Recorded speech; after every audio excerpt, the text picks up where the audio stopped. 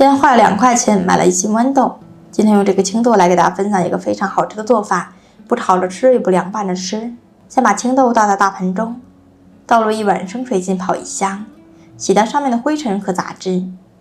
清洗干净以后倒在漏网里面，把水过滤一下，然后倒在大碗中，在里面打上2颗笨鸡蛋，加上30克白绵糖，先搅和均匀，让每一粒青豆沾满白糖和蛋液。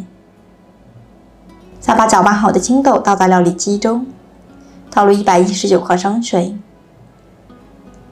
盖上盖子，给它打成稀碎。打好的豌豆汁倒在漏网中，这样会更加细腻。在里面加上3克酵母粉、2克泡打粉，用筷子搅拌均匀。先把酵母粉和泡打粉搅拌至充分溶解，搅匀以后静置5分钟。下面开始和面，分多次少量加入面粉，先用筷子搅拌均匀，再次加入面粉，面粉要分多次少量添加，这样可以随时查看面糊的稠稀度。最后把面糊搅拌成这样的稠稀度就可以，搅拌至无干面粉，盖上1张保鲜膜。密封起来，去找个太阳，鲜花质2倍大。下面准备1把5颜6色的葡萄干，加上1小瓦面粉，下手抓捏1分钟，利用面粉清洗葡萄干，可以让葡萄干清洗更加干净彻底。面粉有很强的吸附性，可以吸附掉葡萄干缝隙里面的脏东西和灰尘。再次倒入1碗生水，抓洗一下，清洗干净。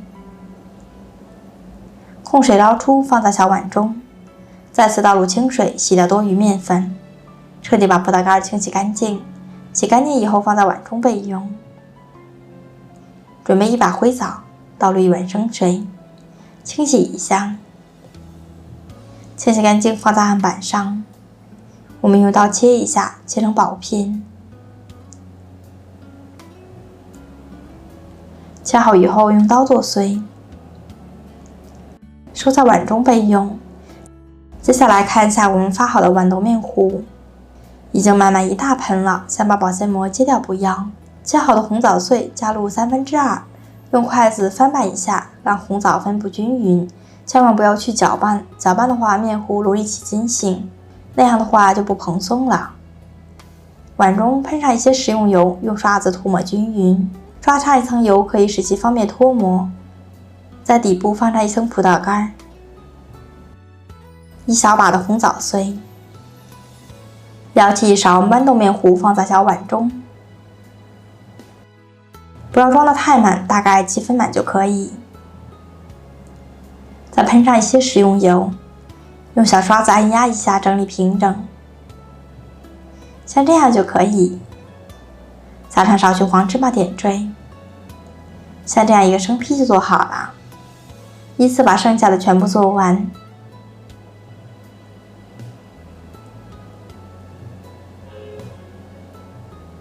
重复以上步骤操作，全部做好以后放在蒸笼里面，盖上盖子，2次性10分钟。时间到了，我们打开盖子看一下，体积明显变大。盖上盖子，冷水上锅蒸，上气以后蒸39分钟。蒸熟以后再焖个2到3分钟左右，打开盖子，这样可以有效防止塌陷和死面。